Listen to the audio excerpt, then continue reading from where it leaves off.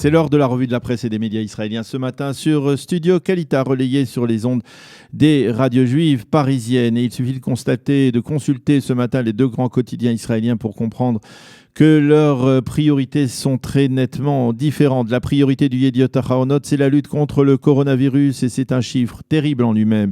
Israël a en effet franchi hier le cap des 1000 victimes du virus depuis le début de l'épidémie et ce chiffre fait donc la manchette du Yediot Aharonot qui l'entoure des noms d'une partie de ces 1000 victimes israéliennes de l'épidémie et Nadav Eyal de dresser un réquisitoire relativement accablant contre le gouvernement israélien qui ne parvient pas à freiner actuellement l'épidémie. Soyons très clairs. Si l'immense majorité des malades avaient été des personnes dans la fleur de l'âge entre 30 et 50 ans, et si 430 d'entre eux avaient décédé des suites du virus, l'État d'Israël se serait totalement arrêté. Mais la plupart de ces victimes sont des personnes âgées, des vieux comme on dit. Alors pourquoi paralyser le pays pour eux, écrit Nadav Eyal avant de rappeler que le confinement d'Israël lors de la première vague a été le plus court de tous les pays occidentaux et que les données qui se sont emballées depuis sont dues essentiellement à la politique catastrophique et irresponsable de l'actuel gouvernement, selon lui, bien entendu.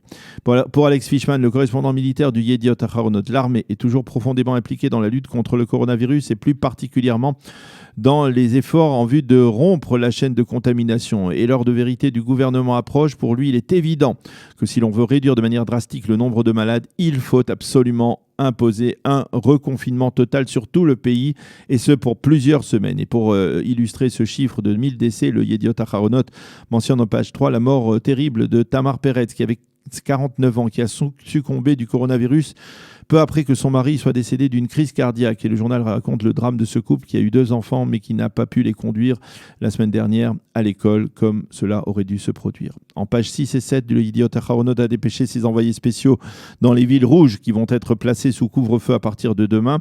Il nous informe sur l'inquiétude dans la vieille ville de Jérusalem où l'on craint qu'un nouveau confinement ne soit fatal au commerce, ou encore dans la localité orthodoxe d'Emmanuel en Samarie dont les habitants ne comprennent pas pourquoi ils sont devenus une ville rouge, ou encore dans la localité arabe de Kfar Kassem, dans le secteur arabe israélien, où l'on se prépare à 2 semaines de confinement. Israël se prépare au confinement, titre justement ce matin le Israël Hayom, en soulignant que c'est aujourd'hui que le cabinet Corona publiera la liste de toutes les villes rouges qui seront confinées. Et le Israël Hayom se fait l'écho de l'interview éloquente du ministre de l'Intérieur Aryeh Deri hier soir lors du journal télévisé de la 12. Aryeh Deri a affirmé qu'il n'y avait pas d'autre alternative que de placer tout le pays en confinement total et général et que le plus tôt sera le mieux.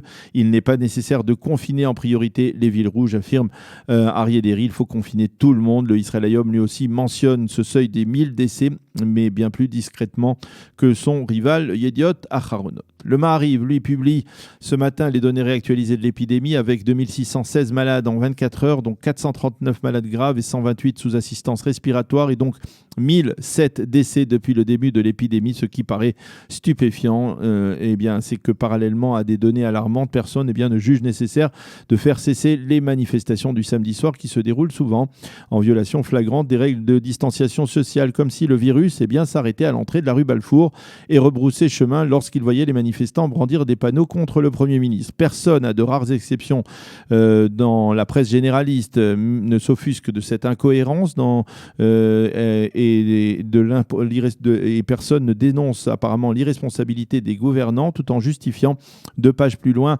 la tenue d'une manifestation où les règles sanitaires sont régulièrement bafouées. Il faut aller ce matin sur les sites orthodoxes pour voir des éditoriaux s'élever contre cette forme de discrimination et se demander comment la presse généraliste aurait accueilli une manifestation orthodoxe de cet ordre, de plusieurs milliers de personnes devant justement la rue Balfour en pleine épidémie. Le Haaretz parle de manifestations violentes hier près de la résidence du Premier ministre et l'ensemble des quotidiens montrent un manifestant déguisé en femme nue qui a été évacué manu militari par les policiers. 12 manifestants ont été arrêtés, 2 policiers auraient été blessés. La manchette du Israël Hayom, elle, se focalise sur un nouveau succès diplomatique pour l'État d'Israël. La Serbie et le Kosovo ont décidé de déplacer leurs ambassades de Tel Aviv à Jérusalem. C'est l'expression de notre amitié envers l'État d'Israël, affirme le président du Kosovo dans une interview au quotidien gratuit qui explique que sous les bons auspices de Donald Trump, Israël va reconnaître le Kosovo officiellement et ce pays sera donc le premier pays musulman à ouvrir une ambassade dans la capitale. Et le président Trump a annoncé que la Serbie, elle sera le premier pays européen à transférer son ambassade à Jérusalem. Boaz Bismuth, le rédacteur en chef du Israël Hayom, se félicite en page 1 de ce développement et parle d'un tsunami politique d'amour envers Israël. Ni plus, ni moins. Et pour cause, le quotidien parle aussi de progrès diplomatiques avec les Saoudiens lors du passage de la délégation américaine qui était en Israël la semaine dernière. L'un des obstacles à une normalisation entre Israël et l'Arabie saoudite serait le roi Salman qui s'oppose à une telle démarche. Israël Hayom souligne que même chez les Américains, on n'est pas tout à fait persuadé qu'un accord de normalisation actuellement avec les Saoudiens servirait les intérêts d'Israël. Le Maariv se fait l'écho d'un sondage diffusé hier sur la chaîne 12 lors du Club de la presse hebdomadaire. Ce sondage révèle que le Likoud reprend un petit peu de force avec 31 mandats, mais que c'est surtout Yamina de Naftali Bennett qui flambe avec 19 mandats contre 15 pour le parti Yesh Atid de Lapid. Au niveau des blocs, celui de la droite et des orthodoxes obtiendrait 65 mandats si les élections avaient lieu aujourd'hui, bien entendu sans Avigdor Lieberman. Et le sondage précise également que si Yesh Atid était présidé par Ofer Shelar et plus par Yair Lapid, il perdrait 2 mandats.